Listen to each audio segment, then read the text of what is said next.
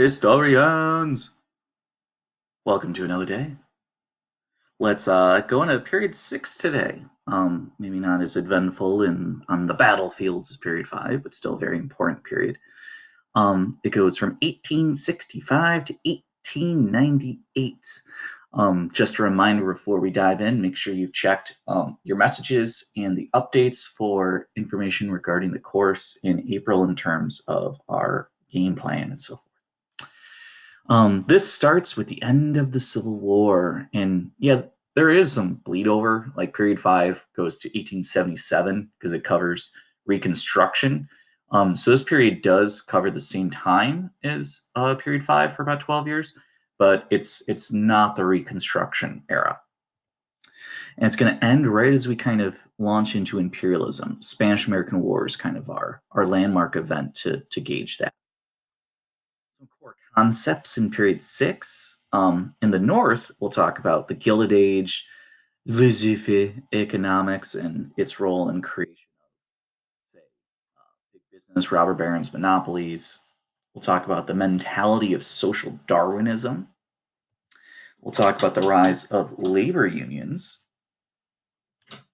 That's a guinea pig chomping on something, sorry. Political machines that emerge to really control many urban areas by taking advantage of immigrants and so forth. We'll talk about, speaking of immigrants, new versus old. I'm laughing at the guinea pig, I apologize. And of course, the social gospel movement. In the South, we'll talk about what a new South means and the rise of sharecropping.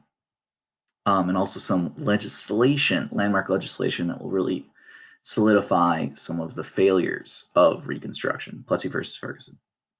We'll also talk about the West in terms of the Populist Party and Native Americans. We'll dive into a lot of these topics next. If there's ones you want me to talk about differently or in a new fashion, please let me know. Let's talk Gilded Age first, though. Is a great image to introduce it.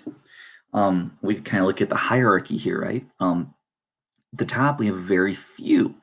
We have 4 people and fat bellies filled with dollar signs, right? These are going to be our robber barons if we want to be more critical, and our titans of industry if we want to be a little more positive about them.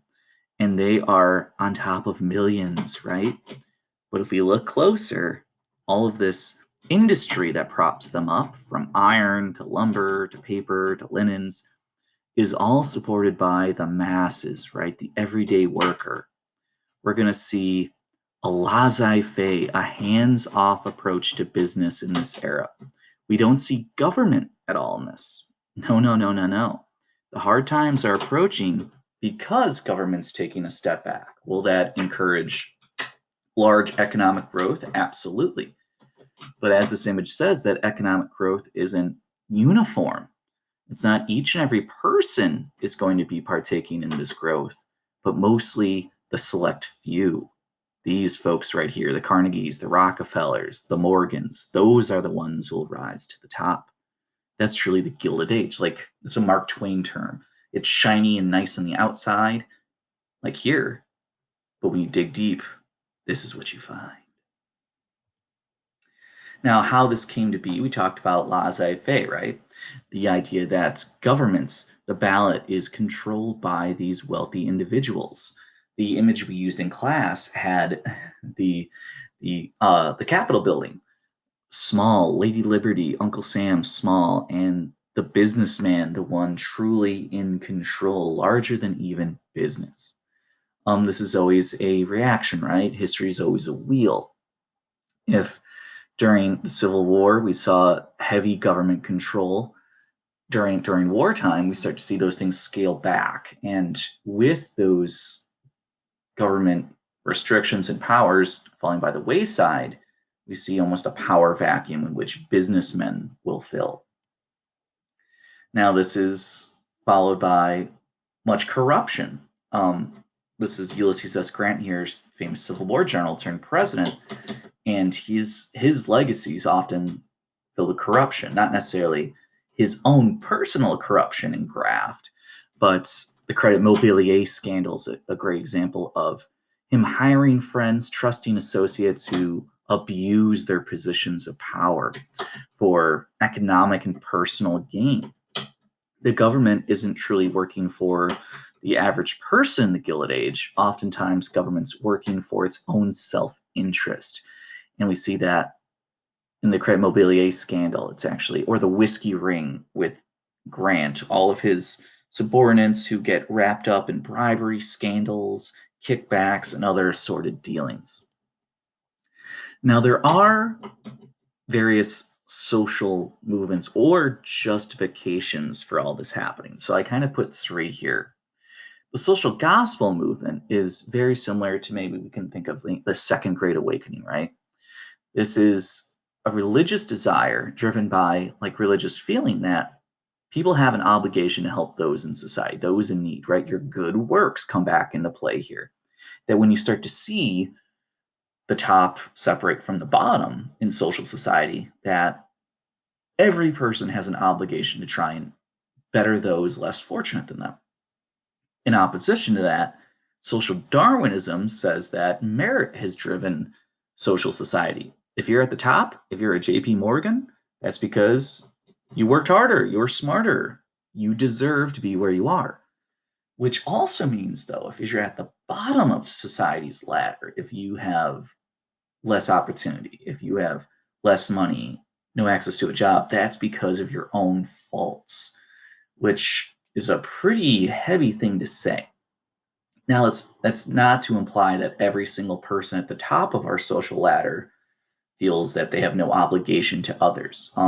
Carnegie is a great example with the gospel of wealth, that those with money have an obligation to help others. Now, this isn't a government mandated obligation. Even though he'll donate a lot, Carnegie will bristle if the government tries to mandate this help. He feels that everyone will have their own personal obligations, their moral obligations to help out. It shouldn't be government mandated, but individuals will help themselves. A lot of this is fueled by, a lot of times it's called the second industrial revolution as opposed to the market revolution we studied earlier. But steel making, immigrant labor, a lot of the, sorry, the guinea pig is super distracting. A lot of this created growth in markets leads to then also singular control of it and monopolies. Because if laissez-faire is in play, will government regulate business? No. Invisible hand will take over, which often led to vertical and horizontal integration, where singular individuals can now control an entirety of a business, like JP Morgan and Steel. To try and protect everyday workers, a variety of labor unions formed, the Knights of Labor, the American Federation of Labor, AFL, the Wobblies, the IWW, and these are not all uniform at all. Some of these are open to all workers. Others are very strict as far as skilled versus unskilled, or even racial segregations. And they're trying to advocate for everyday workers inside this growing industrial age without really a whole lot of government help. Oftentimes, government in the Gilded Age will actually side with business. It's not till the Progressive Era and Teddy Roosevelt's really signaling a shift in that mindset. But labor unions do have power. They have the power of the strike, the boycott, the slowdown, the sit-in, and they do fight for things that we kind of take for granted today. 8-hour workdays, workmen's compensation, and child labor laws. These are things that these labor unions advocate for. The immigration of the Gilded Age and period 6 is very different. On the left here is more of our old immigrant, or the immigrant of period 5, right? Irish, German, Protestant, similar culture. They have those advantages working in their way. Now, the new immigrants, very different. We're talking about Southern, Eastern Europe, so Italians, Russians, Polish immigration. They not only arrive with different religions, but they also arrive with different languages. And the nativist feeling against them is much like the old immigrant faced. But this time, the fever is even higher. You start to see ethnic neighborhoods pop up in major cities where people start to gather with their own ethnic groups, right? A sense of community. Um, they also oftentimes take over these new jobs born out of the Industrial Revolution. Urbanization then rose from here, right? We saw plenty of problems that arise here, from dumbbell tenants to overpopulation, sanitation, nativist resistance to immigration. Cities do become a hotbed for these issues. Notice when we talk about immigration as well, we didn't quite bring up immigration from Asia. That'll be coming up again as well with the Chinese Exclusion Act and how Asian markets often were targeted with even more scrutiny. In the South, though, we talked about this attempt to modernize or industrialize the South. We coined it the New South. And while there's some places like Alabama become, or Birmingham, Alabama, becomes an industrial center, it doesn't work for the most part. And even kind of arguments that went about this, as far as in the African American community, we talked about uh, Booker T. Washington actually being an advocate for the New South, that economics will be our kind of pathway to equality. And other African American voices like W.B. Du Bois speaking out against that, thinking it much more of just continuing on this road of subjugation that had been started with Reconstruction, and actually advocated for more political change, which obviously change needed to occur. Even though slavery has ended, we had the 13th, 14th, and 15th Amendments passed. Sharecropping really became the de facto new form of slavery. People were indebted to land to work it. And when you failed to live up to your contracts, you would then be tied to the land even more. So the South, yes, has ended slavery, but continuation of denial of rights and economic freedoms is still very apparent in the form of sharecropping. This also starts to get more of a legal basis with uh, the jurisdiction of the judicial response in Plessy versus Ferguson, saying that separation by race is perfectly legal as long as it's separate and equal, which, as we'll learn, is clearly a falsehood. As the courts itself will say later, separation shows inequality. But this does give not just the South, but the whole country almost a blank check to continue its form of separation, segregation, disenfranchisement that had really been born out of Reconstruction. Turning our eyes to the West, though, we see kind of a new political movement start, the populists. This is separate from our Republicans and Democrats. This is more focused on farmers. And they do reach out to other workers, both industrial, southern, and northern, but for a variety of reasons, they never quite capture that national attention. But they do have numerous successes. They argue the William James Bryan speech that America will be crucified on a cross of gold, that we need free silver movement. There's the granary movement to try and protect farm prices. This is definitely going to continue to pop up in the national conversation, but the populists themselves will never win the presidency.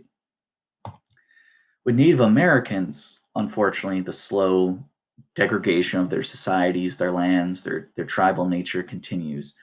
Um, we see what's called the Dawes Act instituted, and this tries to promote Native Americans to take American citizenship, which might sound good on the surface, but what this does is actually chop up traditional tribal lands, sell it to individuals, and really attack cultural autonomy that Native American tribes are still barely hanging on to.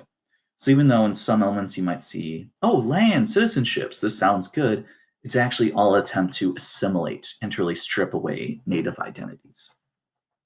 That's kind of period six in a nutshell. As always, let me know what questions you have. I posted some more, the period six review on the AP Classroom.